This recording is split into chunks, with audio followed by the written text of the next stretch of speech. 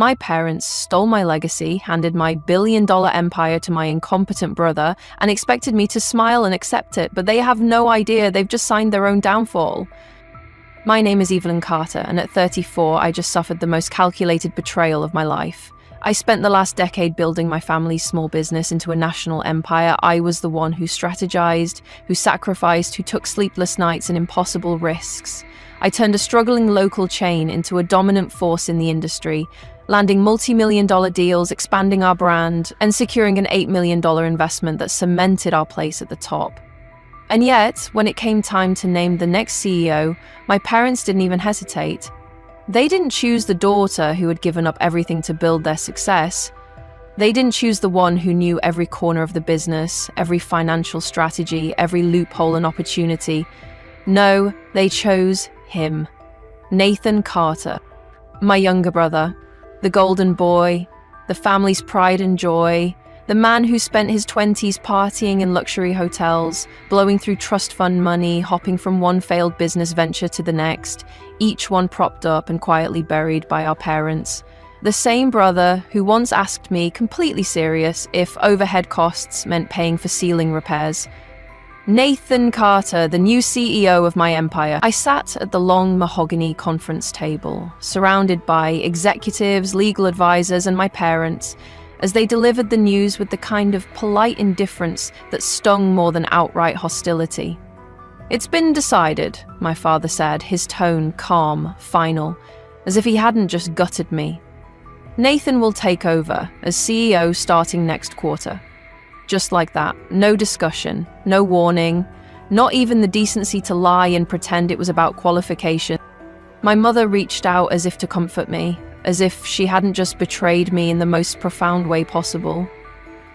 "Evelyn, sweetheart, you've always been so dedicated, and we know how much this company means to you, but Nathan, he's the future of this family."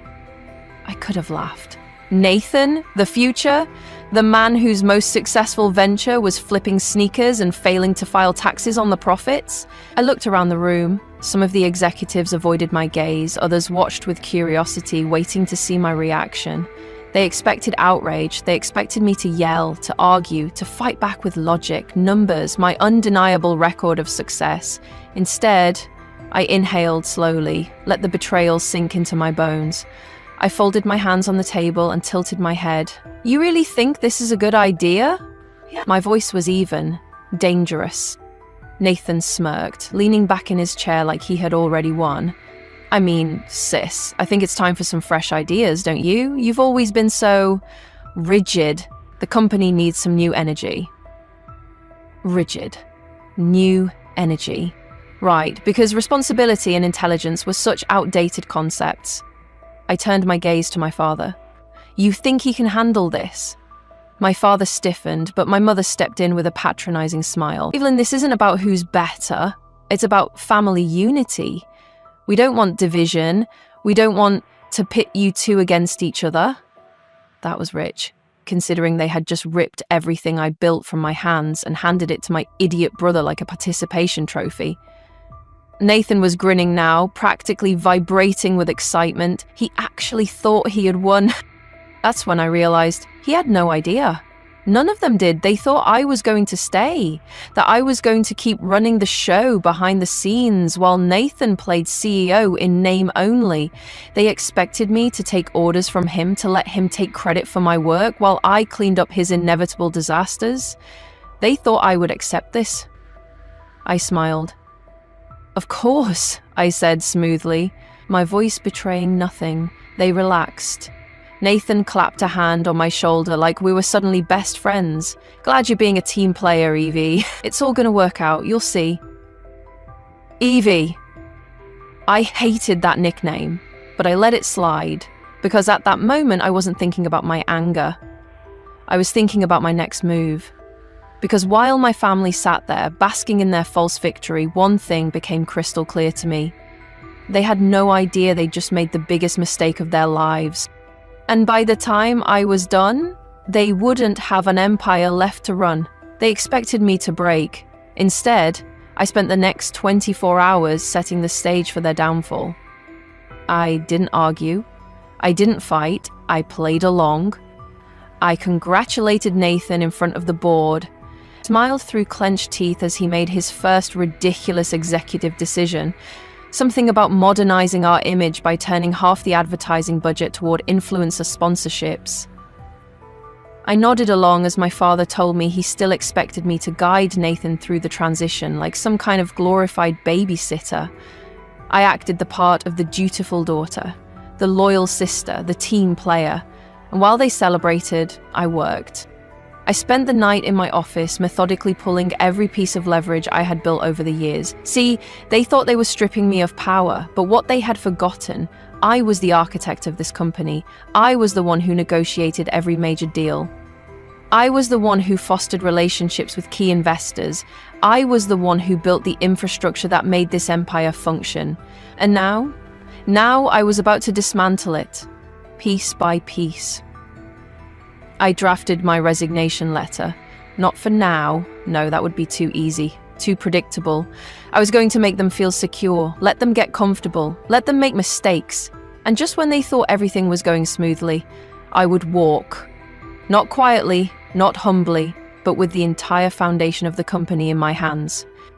Because what my family never realized, what they never bothered to see, was that I was the empire. Without me, they had nothing. Nathan thought he had won. My parents thought they had secured their legacy. But in reality, they had just lit the match, and I was about to watch them burn. Fierce Part 2, the silent preparation, the game begins. Written in a compelling, sharp, and immersive narrative. They thought I would stay. They thought I would keep my head down, swallow my pride, and continue running the empire while Nathan stumbled his way through his newfound title. They thought I was so desperate for their approval that I'd tolerate the humiliation. But they don't know me.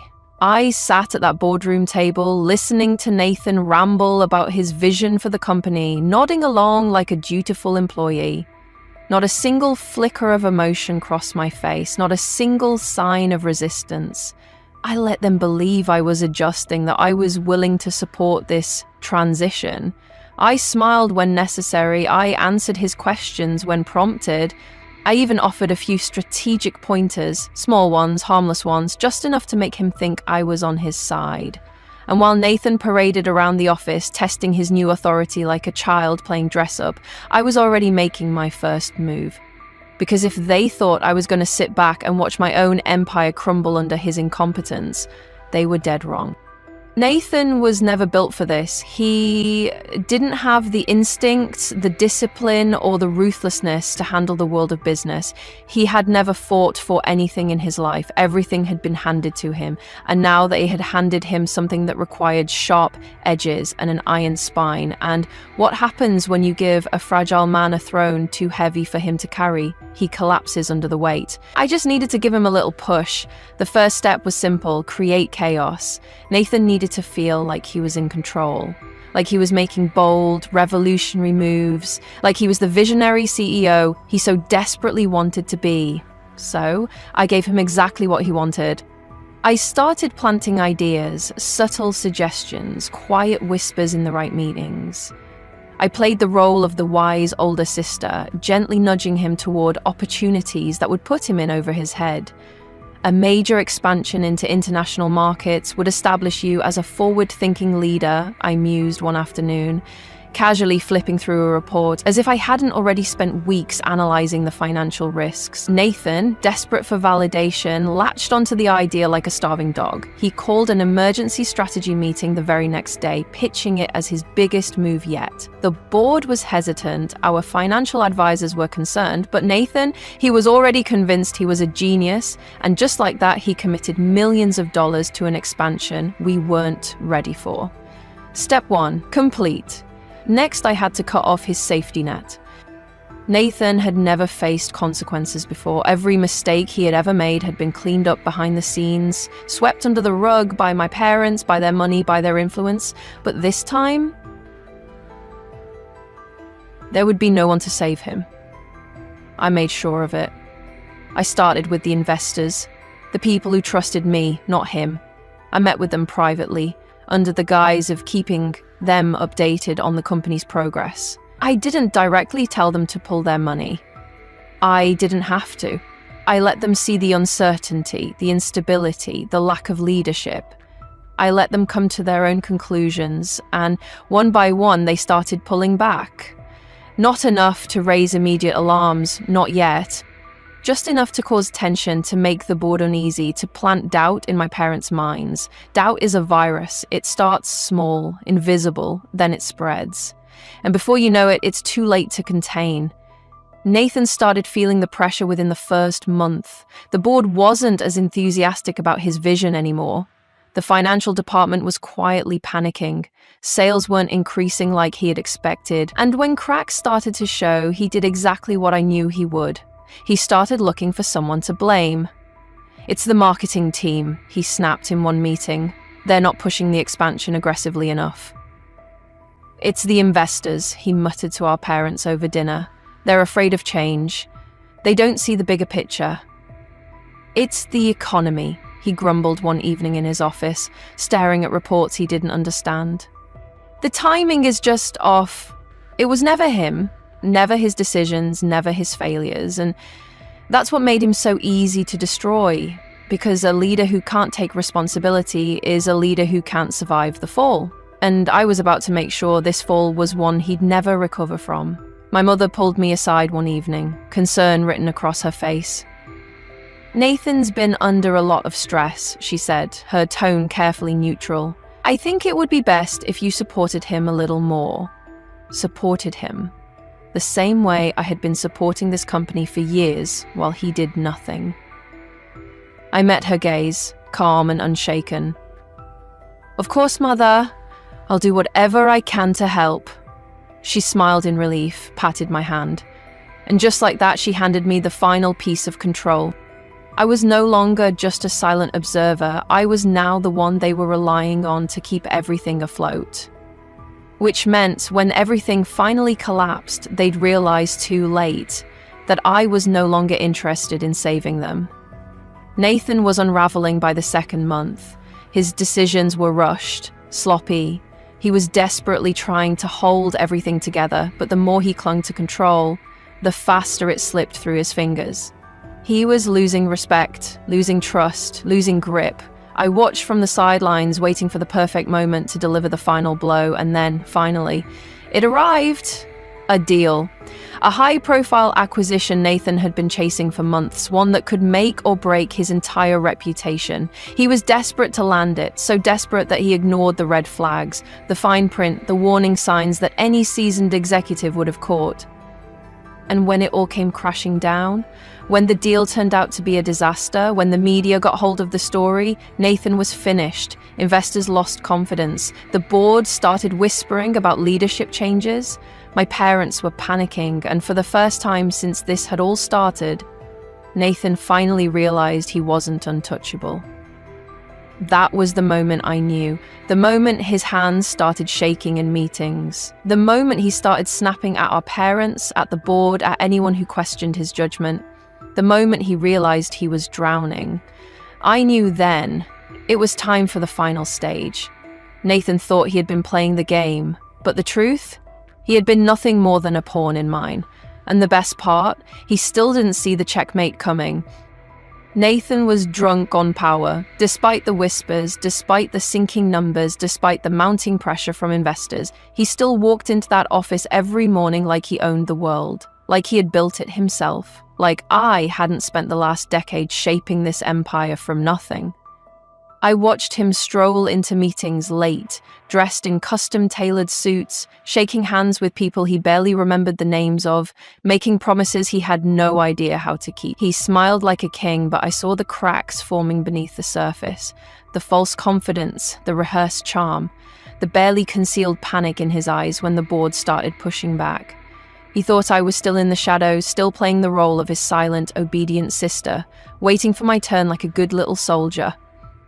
He had no idea he was already losing, and the best part, he didn't even see the end coming. The media started questioning his decisions. It began with a single article, a quiet critique hidden in the business section of a major financial publication.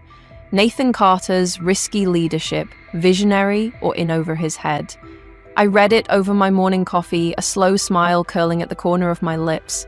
The journalist had done their research. They had dissected every move he had made since taking over, pointing out inconsistencies, miscalculations, reckless spending. They called his recent expansion strategy a high-stakes gamble with no clear return. They weren't wrong. Nathan dismissed it, of course. "It's just noise," he scoffed when one of the board members brought it up. "They'll see results soon enough." They wouldn't, because there were no results coming. Only failure, and I had made sure of that. Nathan's arrogance made him sloppy. He thought the company was invincible, that no matter how many mistakes he made, there would always be time to fix them. But in business, there's no such thing as mercy, not in my world. I watched as he sank millions into unnecessary projects, flashy marketing campaigns, useless rebranding initiatives, lavish executive retreats. He didn't understand that growth isn't about spending, it's about strategy. He was throwing gasoline on a fire, and he didn't even realize he was the one burning. My parents tried to reassure him. "You're doing fine, Nathan," my mother murmured one evening at dinner, squeezing his hand. "These things take time. You just need to push harder," my father added, ever the businessman, still convinced his son had some hidden potential waiting to be unlocked. "Stay aggressive, show them who's in charge." I hid my smirk behind my wine glass. Nathan was already doing exactly that, pushing. And soon he'd push himself right off the edge. I gave him just enough rope to hang himself. When he proposed a massive acquisition deal, one that was far beyond our financial capabilities, I didn't object, I agreed. "It's bold," I said, tilting my head thoughtfully during the meeting. "But if anyone can pull it off, it's you." His ego ate it up like a starving dog. The board hesitated. The CFO voiced concerns, but Nathan, he was too far gone. "This is the move that's going to define my leadership," he declared, standing at the head of the table like some war general about to charge into battle. "This is the deal that's going to prove all the doubters wrong." I almost laughed. He didn't realize he was the biggest doubter of them all. Desperation was dripping from his every move. He needed this win. He needed something to justify the months of failure, the plummeting stock, the loss of investor confidence. So he pushed forward, ignoring every red flag, ignoring every warning sign, ignoring the fact that the company he was trying to acquire was a financial black hole. And when the ink was dry, when the contracts were signed, that was the moment he lost everything. The fallout hit fast. Within 2 weeks, the stock price crashed. Investors were pulling out faster than he could convince them to stay. The media turned vicious. The same publications that had once called him a bold new leader were now eviscerating him in headlines. Nathan Carter's empire in crisis. Can he survive the backlash? Reckless spending and poor leadership. Where did Carter Industries go wrong? The fall of a CEO, how one bad deal destroyed a legacy. And Nathan was drowning. I watched him spiral in real time. The late-night meetings, the frantic phone calls, the desperate attempts to shift blame onto anyone but himself. "It's the legal team's fault for missing the fine print," he snapped at his assistant one evening. "It's the finance department's fault for not warning me earlier," he spat at the CFO. "No, Nathan, it's you." And soon everyone else was starting to see it too. My parents panicked. They saw the walls closing in, the empire they had handed to their golden son crumbling right before their eyes, and suddenly, they weren't so sure anymore. This isn't what we expected," my mother murmured one evening, wringing her hands as she paced in my office. He's struggling." "He just needs time," my father muttered. Though even he didn't sound convinced anymore. I leaned back in my chair, watching them with cold amusement. "Time won't fix incompetence," I said simply. They flinched. For the first time, they were afraid of what they had done, afraid of what I might do, because they knew, deep down, they knew that they had chosen wrong. And I wasn't going to save them this time. Nathan was unraveling faster than they could patch him back together. And the best part? He still had no idea why. He still thought this was just bad luck, a rough patch, a temporary setback. He didn't realize this wasn't a storm passing through. This was a calculated demolition, and the only thing left to do was watch him fall. Nathan's fall was inevitable. He just didn't know it yet.